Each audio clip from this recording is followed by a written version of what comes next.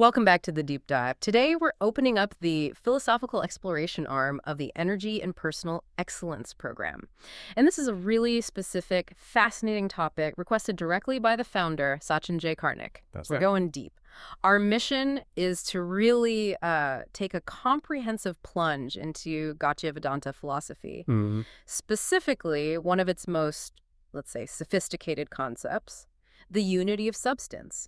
It's foundational, really. Exactly. It's this quite extraordinary claim that everything, the spiritual, the marginal, even the material world we experience isn't just related, but actually exists within one single continuous field of divine consciousness. Yeah, it's a big idea. We're basically unpacking the totality of what's called the divine energy theory, or Shakti Tattva. Yeah. And you're right, it's much more than just a creation story. Right. It's this dynamic, very relational cosmology. It presents a reality that's fundamentally non-dual. One substance. But, and this is key, it's also characterized by real functional diversity. It's not just a uniform blob. Okay, so how do we even begin to wrap our heads around that? It sounds paradoxical right from the start. It does, and that's why the sources give us a really helpful guiding metaphor.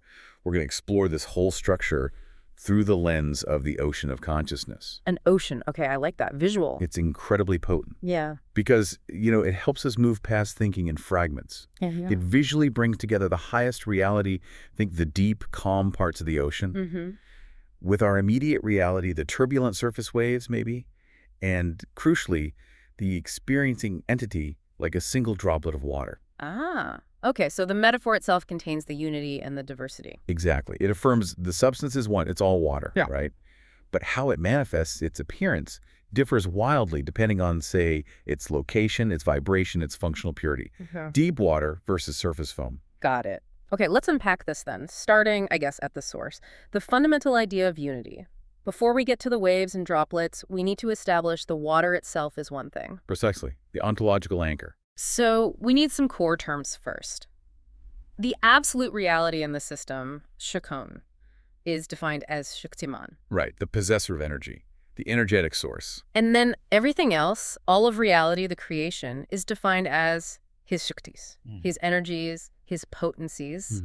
But the crucial part, the sort of philosophical linchpin here, is that these two, Shaktiman and Shakti, are inseparable. Absolutely. That's the metaphysical starting point. Shukli Shaktiman Abheda. Abheda literally means non-difference. Non-difference. It establishes right away that the energetic source and the energy itself, they share the same ontological substance. They aren't just, connected like a battery and a wire. Yeah, not just related. They are one, even while being functionally distinct, which we'll get into. Okay, functionally distinct. That sounds important. But sticking with the one substance idea, how should we think about this energy, this Shukti? Yeah, it's critical to resist the common idea of energy as just an instrument, like a tool. Or something God uses. Exactly. Shakti isn't a tool God picks up to build a world separate from himself. It is, by definition, God's own intrinsic power of self-manifestation. It's how he is. Intrinsic. Okay. If you could somehow, metaphysically, separate the energy from the energetic source. Well, the whole concept of the supreme being as Shaktiman would just collapse. The energy is absolutely inherent, essential to his being. That's where those analogies come in handy, right? Yeah. To stop us thinking dualistically. The sources mention fire and its heat. Perfect example. You can't have a fire without heat, can you? No. And you can't really point to heat existing independently in a vacuum and call it fire. They're distinct concepts, yes, but inseparable realities. And the sun and its rays, similar idea. Same principle. The rays are the sun manifesting outwards. They share the sun's nature, light, heat, but the sun itself remains the ultimate undiminished source. The rays depend on the sun, they're the sun's energy, but they aren't the sun itself in its totality. Okay, so if we accept this apida, this non-difference, what does that imply for, well, everything, the cosmos? Huge implications. If Kaisa and his Saktis are ontologically one, then everything, the material world, our inner psychological world, the spiritual dimensions, it's all derived from that same conscious source. Wow. It means every phenomenon, every atom, every physical law, it's all divine in substance. Divine in substance. The entire cosmos isn't something made by God, like a pot by a potter. Yeah. It's more like kanta in expansion. Or you could say sanctificasa, the unfolding, the development of his energy. That really elevates the status of the universe, doesn't it? It's not just stuff. It's a direct expression of the divine. It is. But, okay, here's the not, the big but. If the substance is one divine consciousness, why is reality experienced so differently, so diversely. You have bliss, pure consciousness on one side, and then suffering, decay, ignorance on the other. How does this philosophy handle that, holding radical oneness and radical difference together? Yes, that intellectual challenge, that apparent paradox, brings us right to the core epistemological framework of Gaudiya Vedanta, Which is? Asintya Bheda Veda Tattva. Okay, let's break that down. Sounds complex. It is, but it's elegant. It translates roughly to the inconceivable simultaneous oneness and difference. It's like the conceptual container designed specifically to hold this Sakti Tattva together coherently. Inconceivable, simultaneous oneness and difference, all at once. Exactly. Let's look at the parts. First, Abheda, oneness. This just reinforces what we said. All existence, no matter how it looks or feels, shares that single divine substratum called Brahma Tattva. There's no ultimate ontological split. God is, in a sense, both the material and the efficient cause. Right. The water is water. Then, simultaneously, you have beta, difference. This part insists that the functional variations we observe are real. They're not illusions. So the difference between the spiritual world and this material world isn't just in my head. No, it's a genuine distinction in experience, in function, in how that energy operates. The unity is like the substance, water. The differences are the forms it takes. Ocean, cloud, ice. They function differently, behave differently. But substantially chemically. They're the same H2O. Yes. Okay, but the word holding beta and abheda together. Asintya. Inconceivable. Why inconceivable? Is that like saying, look, it doesn't make logical sense, just accept it? No, not quite. Asintya isn't an admission of, like, logical failure or contradiction. It's more a declaration of transrationality. Transrational. Meaning it transcends the limits of our finite human dualistic logic. Yeah. Our minds tend to demand that A must be either identical to B or completely separate from B. We really struggle to grasp how A could be simultaneously B in essence, and yet functionally distinct from B. Our logic isn't built for it. Pretty much. And this Asintya concept is crucial. It safeguards two essential theological truths here. First, God's transcendence.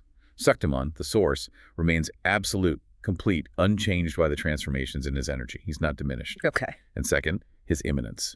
He pervades and constitutes every single bit of reality as energy. Asintya allows the absolute to be fully present in the relative without becoming relative himself. So it's a very fine philosophical line. It's walking. It avoids extremes. Exactly.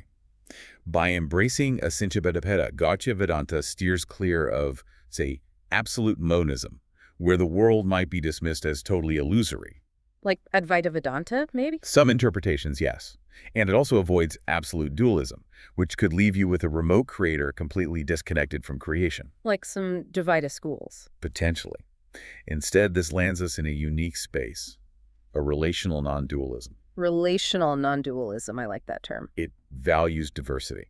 It sees it as a real, meaningful, even necessary expression of the ultimate unity. It validates both the world and our connection to the divine. So the diversity isn't a flaw, it's a feature. It's the display of the divine's own completeness. Beautifully put. Yes. Okay, so we've established the foundation, ontological unity. The water is one substance. Now the architecture, how does that single substance differentiate into these vast, seemingly different realms of spirit and matter? You said the distinction lies in the mode of operation. Precisely. Now, the analysis shifts from the substance itself to how it manifests. And here we need to introduce a critical contrast between two terms, Dravyapeda and Viparapeda. Okay. Dravyapeda means substantial difference. Like being made of fundamentally different stuff. Exactly. And this is completely rejected. Gaudiya Vedanta says there is no Dravyapeda between the spiritual realms, the marginal souls, and the densest matter. It's all derived from that one divine consciousness. No difference in substance. Got it. So the difference must lie in the other term. Yes. Viparapeda. This means functional difference. And this is accepted. This is the source of all the diversity we see and experience. Functional difference. Can you give an example? Think about electricity. From the same generator, right? One current might flow perfectly, high efficiency, powering a sophisticated computer that could be analogous to the spiritual realm. Pure function. Another current from the same source might be passed through, say, a really dense, faulty resistor. It creates friction, heat, loses most of its effective power. That's like the material realm. Ah, okay. The source is identical, the energy is the same fundamentally, but its operation, its condition, its vyapara is drastically different. Exactly. The function, the mode of operation, the conditions it passes through, that's where the difference lies. So matter isn't an opposing substance to spirit, it's more like consciousness operating under heavy resistance. or at a much lower frequency. That's a great way to put it. Or think back to the light analogy we touched on. Right. The light itself is one radiance. When it shines through the pure, pristine medium of the spiritual world, it's full, bright, clear. But when that same light passes through a dense, murky, maybe refracting medium, like the material sphere, it scatters, gets obscured, appears dimmer, maybe takes on different colors or forms. So the light is one, the substance is one, but the manifestation varies completely based on the medium, the functional context. Precisely. And that difference in function, Vyaparapeda, is the root cause of all experiential difference, not a difference in the underlying dragya, the substance. Okay, that leads us then to the mechanism. How does this unitary substance actually do that? Differentiate itself without changing the source? What's the engine of creation here? That brings us to Shakti Parivada, the doctrine of the transformation of divine potency. Transformation of energy. Pradhyama means transformation. Yes, transformation or modification. But, and this is absolutely crucial, we've had to be crystal clear about what is transforming. Okay. Remember, Shakti and Saktiman. The transformation happens only in the Shakti, the energy. It does not happen in Shaktiman, the possessor of the energy, the source itself. Ah, okay. The energy changes, but the source remains unchanged. Exactly. Because if the Supreme Being himself underwent real change to become the world, he'd be subject to change, to impermanence. And that contradicts the definition of the absolute. Right. The absolute has to be immutable. So this doctrine protects the immutability of the absolute. Shurgil remains Puryan eternally complete, full, unaltered in his essential nature. He's avita, unchanging. Like the sun radiating light, the sun doesn't shrink or change its core nature just because it's constantly emitting rays. So creation isn't God becoming the world, it's more like an emanation from his fullness. Oh. An overflow. An overflow of being, yes, not a reduction or depletion of the source. And this is vital because it affirms the reality of cosmic manifestation. Meaning the world isn't just an illusion. Correct. It's not Maya in the sense of pure illusion superimposed on reality like in some Advaitic views. The world is real. It's a real, though utterly dependent, energetic self-expression of the divine's inherent fullness, is Purtika. Dependent, but real. Yes. It's an emanative transformation, a parama, that happens within the energy, maintaining that connection back to the source without altering the source itself. Matter and spirit are connected through this continuous, graduated transformation of energy. That's a subtle but really significant point. The world isn't an error or a burden to escape, but a necessary radiant part of how the divine expresses his own completeness. You could see it that way, yes. So if we look at the resulting cosmic structure, this integrated, differentiated reality, the sources describe it not as separate boxes or planes, but as something continuous, the Sakti Tantra. The energetic continuum. Exactly. The Sakti Tantra is like the dynamic map of all existence. It throws out the idea of compartmentalized universes. Right. Instead, it posits reality as a single, unbroken flow of divine potency, a field theory of consciousness maybe, spanning everything from the most subtle spiritual states to the grossest material forms. And the differences within this Tantra, this field, are just frequency. Gradations of vibration, yes. Yeah. The spiritual realm, the Sit Jagat, operates the highest frequency. Pure self-aware consciousness, total clarity. And the material realm, Jada Jagat. That operates at a much lower vibration. It appears dense, obscured, characterized by inertia, unconsciousness, what's called tamas in Sanskrit.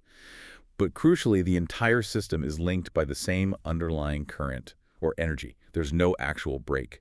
Okay, so it's a continuum. What keeps it flowing? What keeps this current moving?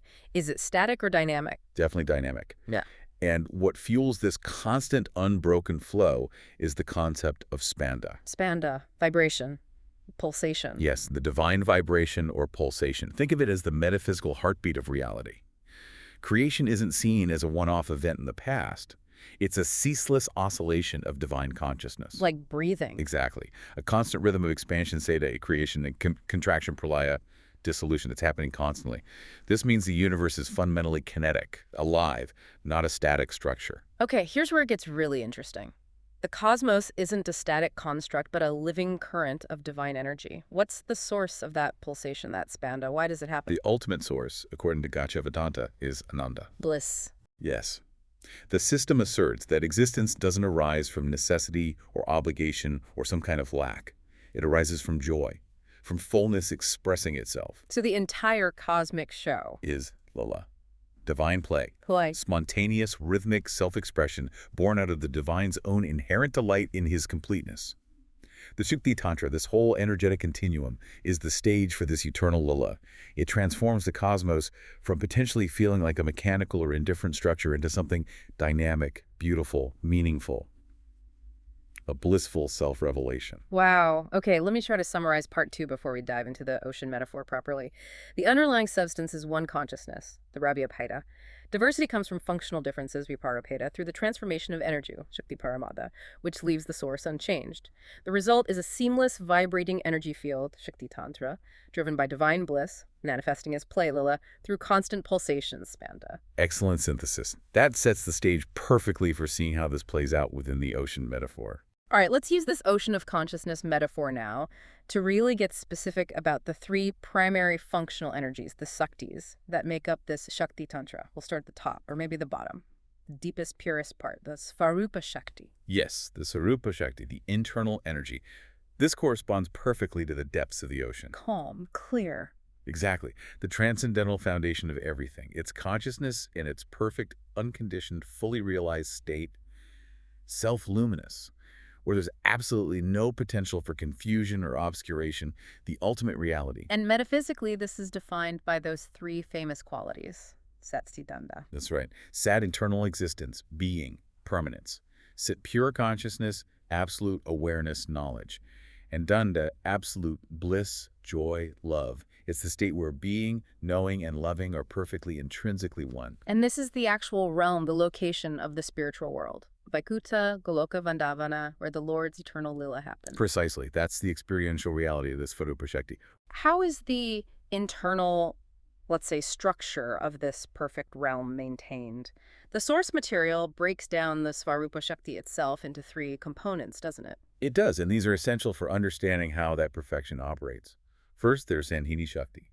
Sandhini comes from the root meaning to bind together or to hold existence. Okay. This is the existential substratum itself, the energy that constitutes the eternal reality of the spiritual world. It's the power behind Sat, eternal being. It upholds existence there. Makes sense. What's the second? Savit Shakti. Savit means knowledge, cognition, illumination. This is the power of pure, unclouded consciousness. It illuminates the supreme being, allows for perfect self-awareness, and facilitates all relationships based on pure knowledge within that realm. It's the power behind Sat. Knowledge that isn't learned or derived, but just is. Eternal existence, Sandhini. Pure knowledge, Savit. And the third, which feels very central to Gaudiya Vedanta, Hladini Shakti. Ah, yes. Hladini. This is absolutely central. It's the essential energy of divine bliss, divine love, divine joy. It's the power that generates all spiritual emotion and ecstasy. It's the potency through which the Supreme Being experiences and shares his own inherent bliss, his ananda. So it's the energy of relationship, of bhakti. Fundamentally, yes. It's the energy that facilitates divine love and devotional exchange. The perfection of the Svarupa Shakti, the depth of the ocean, lies in the perfect, harmonious interplay of these 3. Existence, Sandhini, being fully illuminated by knowledge, Savit, and experienced in ecstatic bliss, Hladini. Okay. Deep, calm, luminous, blissful depths. Now, we have to shift focus. From the perfect depths to the layer that seems like it's polar opposite. The turbulent surface. We're moving to the Maya Shakti. The external energy, yes. And in our metaphor, this is absolutely the surface of the ocean. Restless, churning waves. Constant change, yes. Yeah. This is the domain of material creation, the phenomenal world we experience bound by time, space, cause, and effect. Now remember, the underlying substance is still that divine consciousness. Still water. But here, functionally, it undergoes a massive transformation, almost an inversion.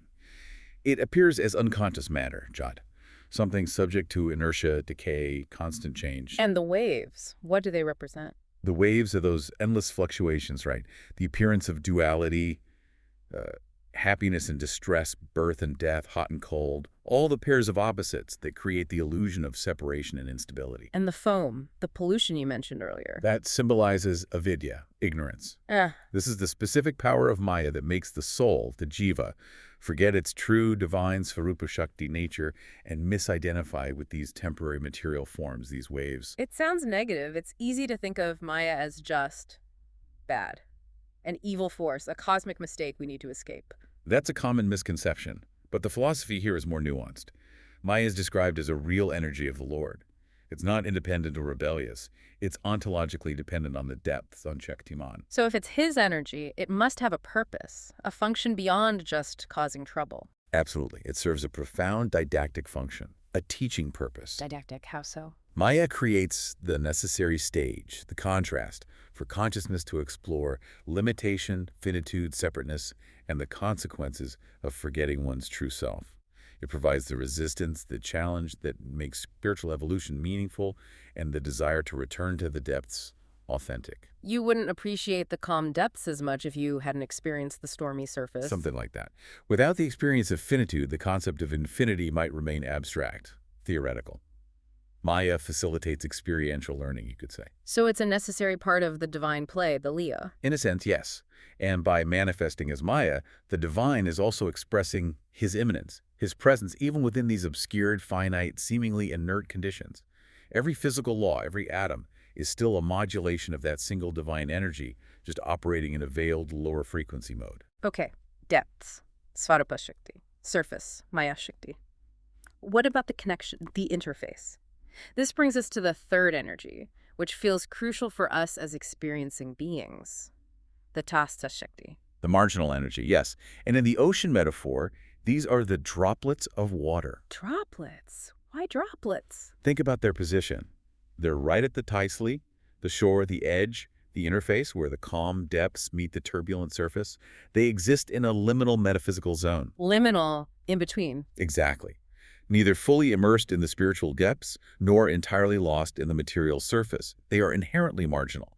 This Tayasta Shakti represents the jivas, the individual souls, like you and me. Okay, so we are the Tasta Shakti. What's the nature of the soul, the jiva, according to this? The definition given is sito. Sit out. Sit means consciousness. Oh means Atom, or a tiny particle, an infinitesimal spark, so an atomic particle of divine awareness. atomic consciousness. Yeah. What does that imply? It's crucial. It means the jiva is qualitatively one with the supreme ocean. It's made of the same stuff, consciousness. It's the eternal sat. It has the potential for bliss, anda. So the droplet is water. Yes. But, and this is the other key part of Ahoska, it is quantitatively infinitesimal. Its power, its awareness, its scope is minuscule compared to the infinite ocean of the Svarupa Shakti or Shaktiman. Qualitatively one, quantitatively tiny. Precisely. And that very smallness, that etu nature, combined with its marginal position, is what gives it its unique capacity. Which is? Choice, freedom. The source calls it Svatantra Tabya, the seed of free will or independence. The seed of freedom.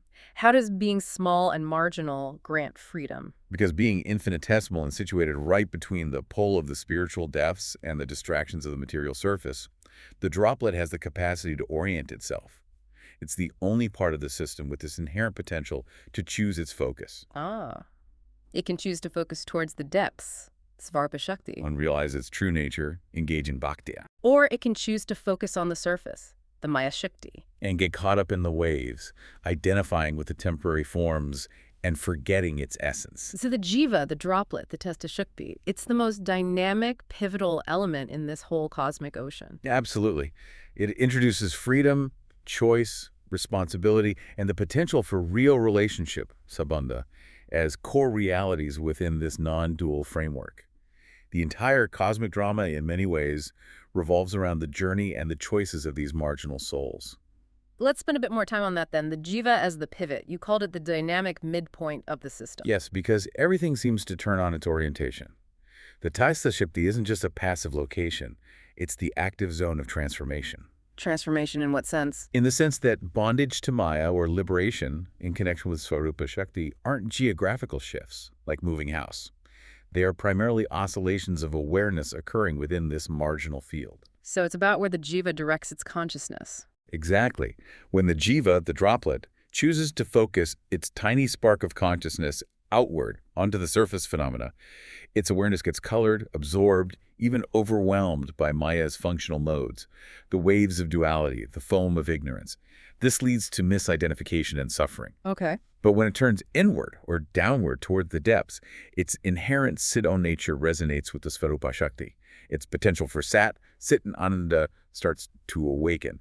This leads towards liberation and bliss. So using the metaphor, when the droplet sinks into the calm depths, it's realizing its divine origin, its water nature, and engaging consciously with the ocean, which is bhakti, that divine reciprocity. Right. But when it floats along the surface, maybe identifying itself as a wave or some foam, it's preoccupied with temporary material forms and the illusion of being separate from the ocean. Perfectly described. Yeah. And notice, the transformation is one of orientation, focus, and relationship, not one of the central substance. The droplet always remains water. Its fundamental nature doesn't change whether it's experiencing the calm depth or the turbulent surface. That's huge for the individual soul, for you, the listener. The existential journey isn't about fundamentally changing what you are. Because you are eternally a siddhe, a spark of the divine. It's about changing where you look, how you relate, where you place your awareness and affection. Precisely. The droplet, being qualitatively the same as the ocean, just needs to activate its own intrinsic, albeit atomic, powers of consciousness, sita and bliss, ananda, by aligning them with the infinite source. And that freedom to align, the svatantrata, is the necessary prerequisite for an authentic, freely chosen, loving relationship, sabandha, with the divine. Without that marginal position and freedom, the system wouldn't work. It seems not. If the jivas were fully identical to the Supreme, you'd have a kind of static monism, maybe no real dynamism or relationship. If they were completely separate substances, you'd have an unbridgeable dualism. The Tathayasta position allows for this incredible possibility. Intimate, non-dual relationship founded on genuine free will. Okay, this framework feels incredibly coherent now, using the ocean metaphor. Let's zoom out one last time. What are the big philosophical and theological takeaways from this whole unity of substance doctrine as depicted by the ocean? Well, first and foremost, it hammers home the unity of substance. We started there, we end there. Yeah. Depths, surface, droplets, it's all fundamentally one divine conscious energy. It's all water. Multiplicity and diversity are real functional differentiations within that unity, not breaks from it. Right. Second, it emphasizes energetic permeability. This isn't a layered cake with impermeable layers. Oh, good analogy. It's a continuous flow. Energy moves seamlessly between the realms without any actual ontological rupture or gap. The laws governing the material world are just veiled, lower frequency expressions of the same consciousness that operates purely in the spiritual realm. It's a smooth gradient. And the consequence of that unity and permeability is? A truly non-fragmented cosmos. This vision goes way beyond just saying God created the world. It portrays the universe as an organically unified living totality. Living, because of spanda and ananda. Exactly. And it systematically dissolves that hard line many draw between the sacred and the profane, the divine and the worldly. Since everything is Kampiyan expansion, the cosmos itself is inherently theo-energetic. Theo-energetic, meaning animated entirely by God's conscious energy. And his blissful self-expression, yes. There's no truly dead or inert corner of reality from this perspective. It's all alive with divine energy, just manifested differently. So the bottom line for you, the listener, is that according to this philosophy, everything that exists is divine in its substance.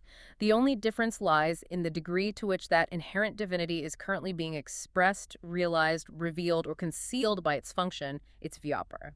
That is the ultimate realization offered by the Sakti Tattva, yes. So to wrap up the analysis, this ocean of consciousness isn't just a nice teaching tool. You'd say it's a cosmogram of divine energy, a map of reality itself. I think that's a fair assessment. It structurally describes the nature of being in this framework. It communicates a kind of holographic unity, doesn't it? Holographic. How so? In the sense that each individual drop, each jiva or situ, although infinitesimal, is qualitatively identical to the entire ocean. It reflects the nature of the supreme reality within itself. This is how the absolute Sukhiman can manifest infinite diversity and relate to infinite souls without ever losing his own pure tattva, his completeness. Wow. The ocean isn't just like God's energy. In this view, the ocean of existence is God in dynamic self-expression, an eternal, vibrant field of consciousness engaged in ceaseless, blissful play, Nichalila. What an incredible journey. From that core principle, Sikti Shaktimanapeda, non-difference, all the way to this dynamic, holographic, theo-energetic vision of the entire cosmos as an ocean of divine consciousness in play. We define the absolute Shkutiman and his energy, Shakti, held together by that inconceivable logic of Asintya-Pedapeda. We saw how diversity arises not from substance, Drabhiveda rejected, but from function, Viparapeda accepted. Through the mechanism of Sitiparamita. Right, the transformation of energy, not the source. We explored the continuous, vibrating Shakti Tantra via the ocean's layers, the pure depths of Svarupa Shakti, Satsikananda, structured by Sandini, Savet, Ladini. The turbulent surface of Maya Shakti, serving a didactic purpose despite avidya. And crucially, the marginal droplets of Tayastha Shakti, the jivas, the sichos, whose tiny size grants them the seed of freedom, Svatantrata Bija, to choose their orientation and relationship. And that final synthesis that it's all unified energy, differing only in function, leads to a really provocative thought, perhaps for you to ponder after this discussion. Oh, what's that? Consider the practical implication of this, the idea of theological ecology. If you truly accept this vision that every single atom, every physical process, every aspect of the environment around you is fundamentally a modulation, a vibration of divine energy, what does that realization imply for how you interact with the material world? How does it change your relationship with nature, with resources, even with your own body? If you see it all not as inert stuff, but as part of the sacred theoenergetic continuum, how should the droplet engage with the surface water, knowing it's all ultimately the same ocean?